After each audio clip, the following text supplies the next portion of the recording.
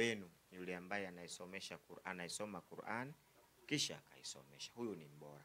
Kwa hiyo mwalimu wa madrasa kwa Mungu tunamuona ni mtu bora sana. Kiimani yetu kwa Mwenyezi Mungu ni mtu ambaye Mungu mtume alisema ni mbora wetu kwa sababu anafundisha. Kwa hiyo ana fadhila kubwa sana mbele ya Mwenyezi Mungu Subhanahu, fadhila kubwa sana. Na ndio maana katika mtu akishakufa yale mambo matatu yanayoendelea, moja ya elimu yenye manufaa ambapo kamsomesha huyu naye faida anapata. Kwa hiyo kwa Mungu ana faida kubwa. Hawezi kuwa dhalili mbele ya Mwenyezi Mungu. Labda udhalili anaozungumza Haji ni wa maisha ya duniani. Huo ndio udhalili ambao nimeona yule bwana mkubwa anaozungumza. Ni kweli katika watu wasiothaminiwa hawana thamani Tanzania ni walimu wa madrasa. Mwalimu wa madrasa kulala na njaa ni faradhi wala sio sunna. Na hiyo shilingi 500 ada atakayomrudisha mtoto, ada shilingi 500, aende nyumbani asome bila ada. Basi akirudi nyumbani baba na mama watavifunga vibwebwe. Alafu moja kwa moja watakuja kwa mwalimu wa madrasa, swali lao moja, Qur'ani inauzwa? Yaani watamuuliza Qur'ani inauzwa? Sasa tunamjibia Qur'ani haiuzwi kweli. Lakini akishikwa na njaa afanyeje? Achemshe misafu wale au inakuwaje sasa?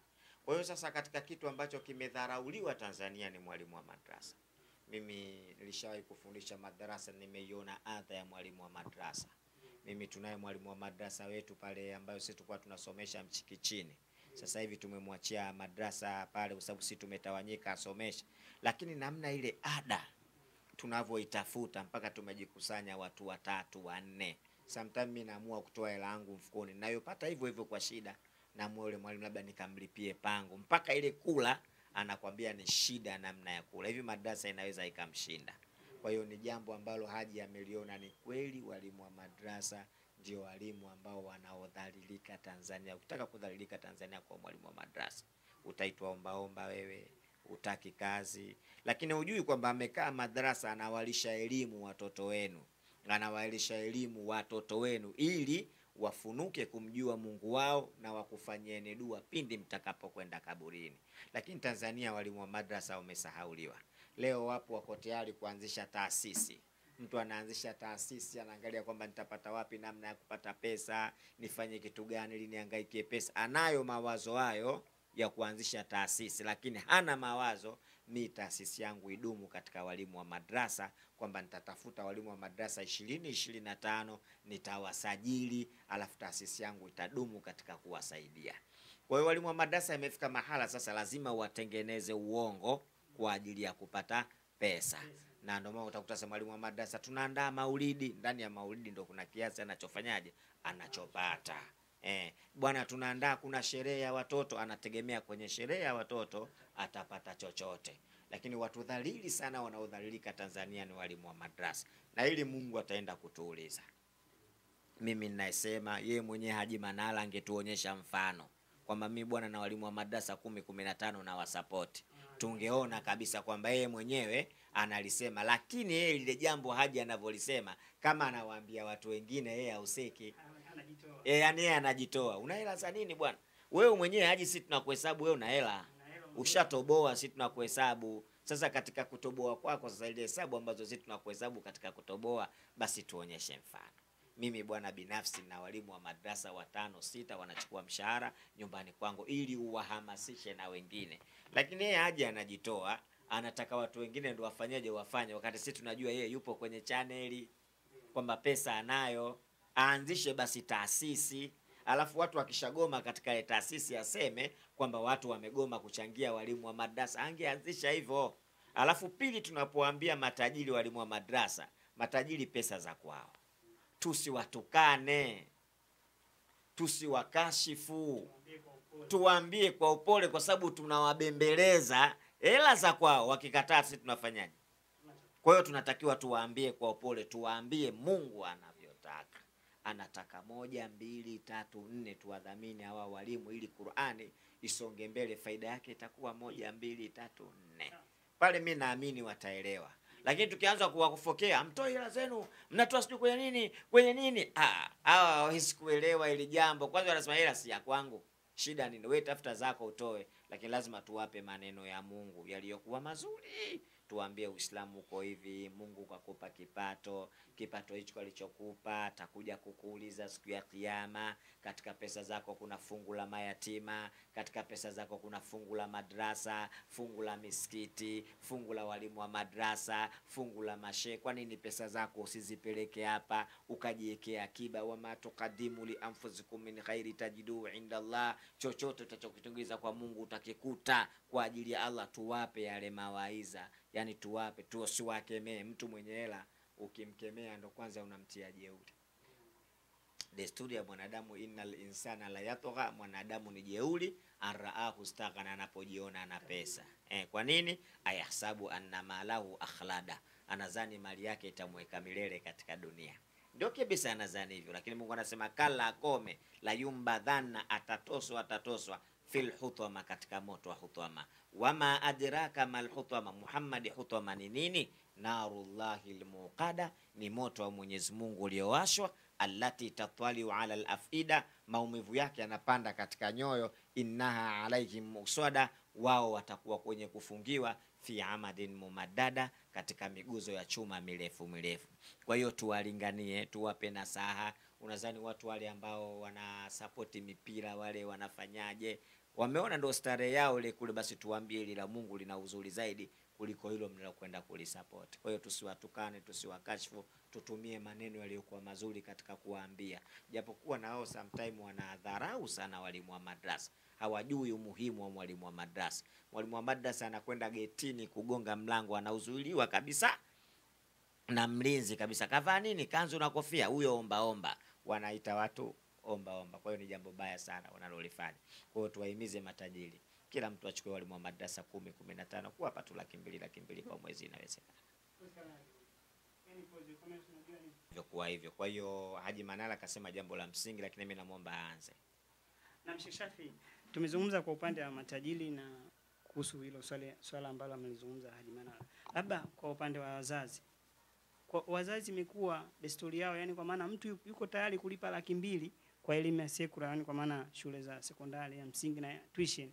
Lakini kumpa mwalimu wa madrasa shilingi 200 Alhamisi au kumpa 2000 kwa Jumamosi, kwake imekuwa mtihani. Labda wewe kwako wewe unahisi labda wazazi tatizo nini? Labda hawathamini elimu ya madrasa au shida haswa ipi unaona kwa wazazi? Kwanza sasa hivi misingi inayojengwa dunia ya sasa, watu kutothamini madrasa, kutothamini elimu ya dini. Na ndio maana ukiona kila mtu leo anapapatikia kwamba mwanae asume secular sana, atakwenda kuwa daktari, atakwenda kuwa mwalimu, atapata maisha yake. Lakini sasa tumejiwekeza sana kwenye maisha ya duniani, kitu ambacho ni kibaya sana, ambacho duniani tuna miaka 60 au 70 tutakwenda. Lakini tunaacha kuwekeza mahala ambapo tutakwenda kuishi milele. Hata Bwana Yesu katika Mathayo 6 anasema ekeni hazina zenu mbinguni kusipokuwa na mchwa wala hakuna kutu, haziharibiki mali zenu. Kwa hiyo watu waekeze kwa ajili ya Mwenyezi Mungu ili kwa maisha yao ya akhera wanapokwenda. Sasa sisi shida yetu kwamba tumejaribu sana kuwekeza katika maisha ya dunia. Uko tayari kukopa kunyang'anya mwanao asome shule nzuri. Uko tayari kukopa kunyang'anya mwanao ada usikwame asirudishwe shuleni. Lakini hatuko tayari kukopa kunyang'anya mtoto aijue dini yake, amjue Mungu wake kwa ukamilifu. Wakati unajua unahangaikia miaka 60, 70 lakini utaiacha, kuna miaka ya kuishi milele huko. Unapokwenda kaburini utakaa sana kaburini. Mtoto wako atahitajika kuombea dua. Lakini chengine, unapompa mwalimu wa madrasa ni moja sababu ya kutengeneza akhira yako. Siku ya Kiyama Mtume atasema rabbi inna qaumi takadhu hadha alqur'ana mahjura, watu wangu wameifanya Qur'ani ni kichwa cha mwenda wazimu, kimepitwa na wakati. Mtume atalia hivyo siku ya Kiyama. Kwa nini? Kwa sababu ya kutoithamini ile Qur'ani. Tumeishusha daraja Qur'ani. Kwa hiyo wazazi nao wanatakiwa wathamini na watambue kwamba maisha haya ya duniani ya muda mfupi, maisha ya akhira ndio ya muda mrefu tutaenda nayo kuishi. Lakini tunatakiwa hapa duniani ndio tuyatengeneze maisha ya akhira. Watoto wako waishi katika mazingira ya dini, endapo utakapoondoka katika dunia wanyanyue mikono waweze kukuombea dua. Ndio katika zile sababu mambo matatu unayofanya mwana amali ziendelee kabulini, au waladun swalihu yad'u lahu, au mtoto mwema anayemfanyia dua baba yake, anayemfanyia dua babake. Huyu hawezi kufanya dua kama hajajua dua ni nini, hajajua kwa nini nifanye dua, hajajua huko akhera kuna nini. Kwa hiyo lazima tuwatengeneze watoto hapa kwanza. Kwa maana hiyo sisi tuamini na tuthamini maisha ya akhera kwa kuwaangalia walimu wa madrasa na kujua kwamba nini wanachohitaji katika maisha yao. Ni kweli mtu analipa 200,000 mathematics na English, analipa 200,000 tuition, lakini shilingi 1,000 ya mwalimu ada hawezi kulipa. Ni shida, tutaenda kumjibu Mwenyezi Mungu Subhanahu wa Ta'ala. Na Tanzania hii usimwangalie Bahresa wala usimwangalie GSM wala sijui nani, tuangaliane sisi. Sisi tuko wazazi 20 ambao watoto wetu wanasoma katika madrasa. Sisi wazazi 20, kila mzazi atoe shilingi 10,000. Kwa maana kwa siku atakuwa ametoa shilingi 300, kama na shilingi 25 atakuwa ameiweka ile pesa shilingi 300. Kwa mwezi maana yake itakuwa ni shilingi 10,000. Waza 20 tutatoa shilingi 200,000 ambayo mwalimu wa madrasa inaweza ikamsogeza hii pesa. Tukiwa 30 tutatoa shilingi 10,000 maana yake tuna shilingi 300,000. Sasa unakuta chuo kina watoto 50. Chuo kina watoto 50. Kila mzazi tu ajue thamani yake ya kutoa shilingi 10,000 tu. Kwa hiyo sasa unakuta taasisi nyingi hazitengenezi kwamba mimi na taasisi yangu nitakuwa na dili na walimu wa madrasa, kwamba nitajaribu kuwatafuta wafadhili hivi kwa ajili ya kuwalipa walimu wa madrasa. Kwa hiyo kila mtu akianzisha taasisi anaanzisha taasisi kwa ajili ya familia yake na tumbo lake, kwamba wanapigaje hatua mbele katika maendeleo. Na hawaendi vijijini, maana tumeona watu wanaenda vijijini kutangaza Uislamu. Kuna watu hawaswali, kuna watu hawajui dini yake. Maana sisi tunatembelea vijijini Sheikh Shafi, tunakutana na watu mbalimbali. Unaona kabisa unaenda sehemu dini hakuna. Lakini taasisi hizi za hija zinaenda vijijini kutangaza hija. Ila huoni kuenda kuwafundisha watu swala kufanya. Wewe unalizungumziaje? Katibu wa swala? Kama hamna katibu wa swala kwa hizi taasisi zote, kila mtu anatafuta ugali ulipo. Kwa hiyo mtu anatumia taasisi yangu kuwapeleka watu hija, sio kwamba anawahamasisha watu wakahiji. Kuna mpunga kidogo unafanyaje? Unapatikana katika hii biashara. Kwa hiyo sasa hija sasa inakwenda kuwa biashara. Ndio umeona kila siku tuna mtiririko, hata sio kwamba wana uchungu wa dini kwamba watu wakahija, kuna maslahi ndani yake hapa yanapatikana. Kwa hiyo watu wanapigania yale maslahi. Lakini tukitaka dini, tutengeneze hizo taasisi zetu ziende vijijini zikatangaze dini. Tanzania dini bado sana. Bado mimi napita vijijini naona dini bado. Tanzania ukienda huko Mtwara, mimi nimeenda Mtwara hapo tuna Chipome sijui wapi, mwanamke wa Kiislamu, mwanaume wa Kikristo kitu sawa. Yaani ni vitu vyao vya kawaida, kuzaa nje au ana utofauti wote. Dini yao ni siku ya Idi tu, basi tu wanakwenda kwenye dini. Au mkienda mkitangaza kuna muhadhara mkubwa na muambie kuna dua, ndo atakuja wapi katika muhadhara?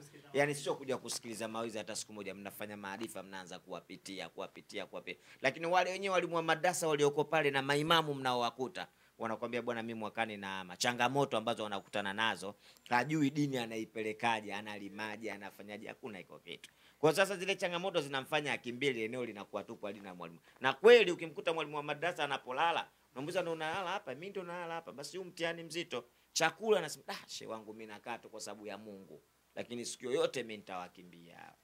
Nakumbuka Sheikh Shafi, kuna mwaka mmoja tulikwenda mimi na wewe Kimazinchana, tukakutana na bibi harusi na bwana harusi. Kama utakuwa unalikumbuka ile tukio, yule bwana harusi kalipa mahari na akatoa na jogoo, basi kawa anaruhusiwa na kana yule bwana nalikumbuka, yani kwamba kashanga kwamba mtu katoa mahari na jogoo, basi anaambiwa baba tayari wewe ndio uje tena, analala pale anafanyaje. Ile tukio nakumbuka sana lile tukio, lakini basi sana nalikumbuka sana kwamba ndio mila, yani ndio watu wanajua kashaoa tayari. Shehe, vijijini dini haijulikani, tusidanganyane Tanzania. Yani dini iko Dar es Salaam, lakini vuka kwa ndo utajua watu hawajui dini. Na ili dini iwepo lazima tupeleke walimu wa madrasa. Lazima yani taasisi ziwepo. Watu wakitaka kupeleka walimu wa madrasa mimi wanifuate tu. Nitaonyesha kijiji hadi hiki kinahitaji mwalimu wa madrasa. Tupeleke mwalimu wa madrasa, tumdhamini asomeshe na tumpangie baada ya miaka miwili tunataka tuone vitupeleke elimu ya dini pale. Lakini wenzetu sasa wasiokuwa Waislamu wao ndo wanapeleka huko. Wanajenga kila eneo linajengwa kanisa lipo. Sasa huo ni mtihani tuliokuwa nao. Kwa hiyo bwana, hizi taasisi zibadilike. Na walimu wa madrasa wataendelea sana kupata tabu katika hali hii. Sana. Tushawakabidhi mtu atusomeshee watoto wetu. Basi tujue katika kumlipa kule tunapata thawabu nyingi sana. tuwekeze taasisi katika kuangalia walimu wa madrasa, alafu tuwafuatilie kule namna wanavyosomesha, wanafanyaje hivi. Lazima wafuatiliwe kama kweli tunataka dini isonge mbele. Kama tunataka magumashi, tukutane siku ya kiyama sana. Na tukirudi kwa upande wa maimamu kuna baadhi ya misikiti wana mishahara, lakini kuna baadhi ya misikiti pia hawana mishahara. Kwa upande wa maimamu nao shio unalizungumzia? Nao ni kama walimu wa madrasa tu. Ndio maana sadaka msikitini tunagombania sana. Sio tunagombania kwamba tunapenda, imefika mahala nitafanyaje na nyinyi mmenipa kazi mimi ya kuswalisha, unione asubuhi, adhuhuri, alasiri, magharibi, isha nafanya kazi saa ngapi? Na msiponiona mnapiga kelele kwamba imamu aonekane siku hizi. Nahangaika basi nikachinje kuku Kisutu nipate pesa. Lakini tukimweka mwalimu wa imamu, tumwangalie na mshahara wake. Kwamba imamu wewe utakaa hapa utalipwa kiasi hiki, usifanye kazi yoyote, kazi yako kuhudumia dini. Ndio dini inavyotaka. Wengine tutoe pesa, wengine wahudumie dini. Lakini mnataka imamu huyo ahudumie dini. Huyo akatafute chakula cha wanawe. Huyo sijui akafa, jamani ataweza wapi hayo mambo? Muda wenyewe wa swala unaingia hivyo. Kwa sasa inatakiwa wadhamini wawepo wa kuwadhamini maimamu. Kitu kidogo sana hiki. Kwa sababu hata msikitini tukiamua msikitini wenyewe, kama tutapeana nasaha iliyokuwa bora, tukaamua tunaswali karibia watu 100 msikitini. Tukipatia bwana kila mtu alete 5,000 kila mwezi hapa ya imamu, tunapata 500,000. Lakini natakiwa mawaidha, watu mkae mkubaliane, mfanye hivi, wasimamizi wawepo. Tanzania hii Waislamu tuko wengi sana. Kila Muislamu akihamasishwa akawa anatoa shilingi 100 tu kwa siku, shilingi 100 tu. Pesa nyingi sana. Tutakuwa na hela, tutajenga vyuo vikuu, walimu wa madrasa tutalipa, tutafanyaje hivi. Lakini shida si tumekuwa wasanii sana. Yaani Uislamu Tanzania viongozi hao wamekuwa wasanii baadhi yao. Yaani wao wanaangalia tu hela inatoka mahala gani. Wenye itikadi ya kutangaza dini na kutaka Uislamu usonge mbele wachache. Ila wengi wanaangalia matumbo, pesa inatokaje. Kabisa.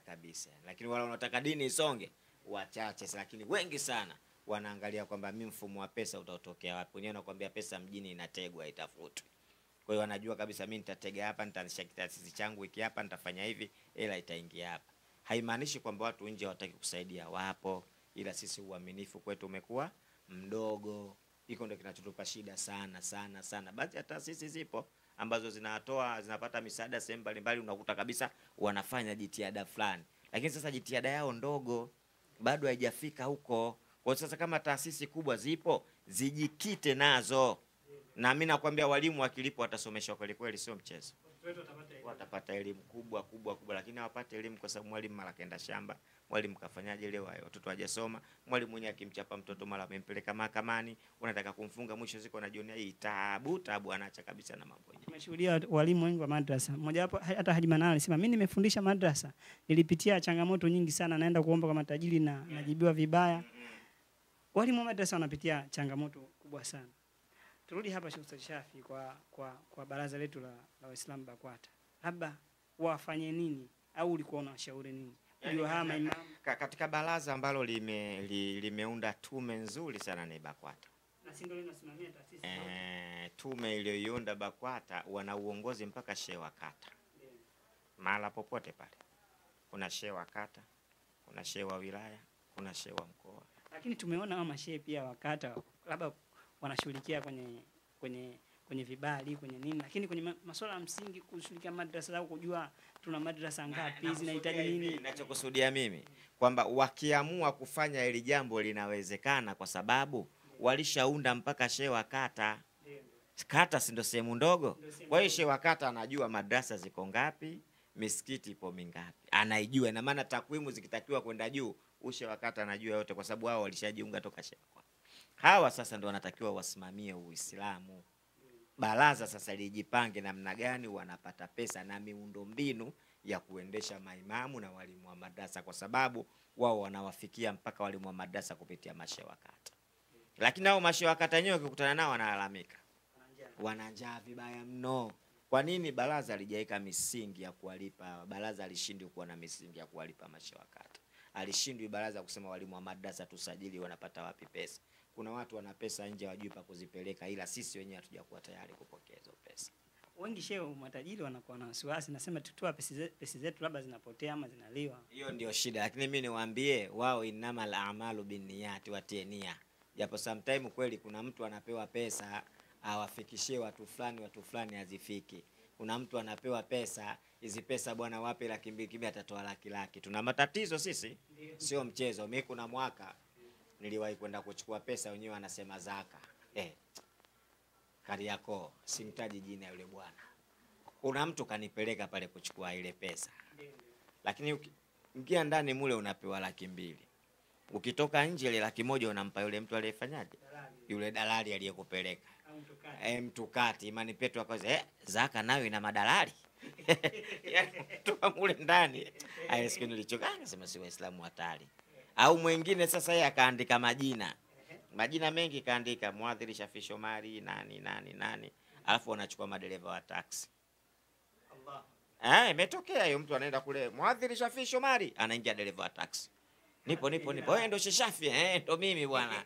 Anachukua pesa, akishachukua pesa yule aliyempeleka sasa anaenda kugawana naye nusu kwa nusu. Anachukua 50, yeye kazi yake si mara moja tu ile kwenda nayo. Kwa hiyo nyingi mwenyewe anachukua mwenyewe aliyempeleka. Wewe umeenda kuitikia tu umepigwa pesa.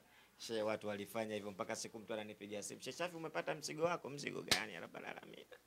Kwa hiyo watu wanatumia majina ya watu kupata pesa. Majina ya watu sasa kupata pesa. Tanzania sisi dini ni ngumu sana, Tanzania ngumu sana. Kwa nini? Hatujajihofisha katika kumwogopa Mwenyezi Mungu Subhanahu wa Ta'ala. Unajua kila kitu unachokifanya mtazame Mungu, mimi ataniuliza. Alafu jenga hofu, ukikutana na Mungu ile swala Messi itakuwa balaa ile.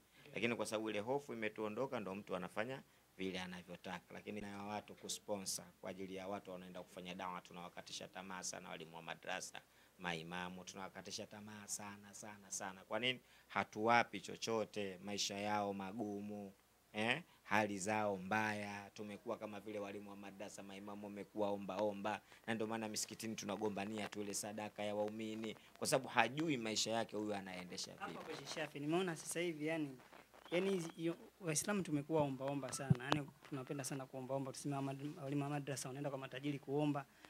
Imefikia hatua sasa hivi sasa mpaka kuna watu wengine mpaka sio Waislamu wanaingilia kwa sababu wanajua Waislamu watoaji alafu waomba. Nimeona clip juzi ya mtu fulani hivi, yeye ametengeneza dokumenti zake fake, anapita kusema kwamba ana watoto yatima hivi. Nafikiri uliona shehe hapo cha kufanya shehe, ana watoto yatima. Waislamu wana imani sana ya kutoa, na ndio maana unakuta yule anapata pesa, kitangaza watoto yatima, anajenga msikiti, anapata pesa. Waislamu wamekosa watu wa kuunganisha ili watoe pesa zao. Tunazungumzia hapo, mimi viongozi wetu wanatoa mianya na watu wengine kufanya vile vitu ambavyo Waislamu wamekosa watu wa kuwaunganisha katika kutoa pesa zao. Ndio maana ukienda kwa msikitini kwa Waislamu ukiwaambia jamani, mimi nina safari, nasafiri na kwenda Mwanza, ukitaka tiketi atatokea mtu atakupa. Bwana nina shida na usafiri, gharama hivi. Ukichangisha pesa unafanyaje? Wana hamu sana ya kutoa, lakini wale wanyonge wale 10,000, 5,000, 15 wanatoa sana. Ila nani anawaunganisha ili watoe hizo pesa? Mchezo ndio unabaki yao. Kwa hiyo taasisi bado tunarudi zijue majukumu yao ya kuwaunganisha Waislamu ili walimu wa madrasa waweze kusonga mbele. Na BAKWATA lazima watoe mfumo wa uendeshaji wao kuanzia taasisi. Na hiyo ndio taasisi kubwa hiyo ambayo inahitajika ndio ibebe lawama zote katika hilo. Leo kuna taasisi inaanzishwa jumuiya ya walimu wa madrasa. BAKWATA haijui hiyo taasisi, lakini ipo taasisi mtu kuanzisha huko. Jumuiya sijui ya walimu wa madrasa, sijui jumuiya ya maimamu, jumuiya. Yaani kila mtu akiamua kuanzisha anaanzisha. Na anatafuta pesa kwa staili hiyo. Kwa hiyo ni kitu kibaya sana. Tuombe BAKWATA warudi katika jana, lakini taasisi zote zinazoziweza zikae chini zitengeneze miundombinu ya kupeleka Uislamu mbele basi. Basi Shafi, nashukuru sana kwa darasa yako kubwa ambao umetupa, na watazamaji wetu wa Shafi Online TV wamepata faida. Labda neno la mwisho kwa wapenzi wako watazamaji wanaokufuatilia. Niwaambie kwamba tunajiandaa kwa ajili ya safari kwenda zetu mikoani sasa kufanya kazi ya Allah. Kwa hiyo tunawakaribisha kwa yoyote anayetaka kutoa supporta, anasema na yeye anataka kusafiri, basi tunamkaribisha sana inshallah. Namba ni 0713596030. Wanitafute mimi kwa namba hiyo inshallah. Hiyo ya ofisini ya kwako. Ya kwangu ni 0716747459. Hiyo ya kwangu mwenyewe ni 0716747459. Tupeane supporta, tukatangaze dini ya Mwenyezi Mungu Subhanahu wa Ta'ala. Mwambie mwenzio achache kusubscribe, kwa ajili ya kula vitu vizuri. Wassalamu alaikum warahmatullahi wabarakatuh.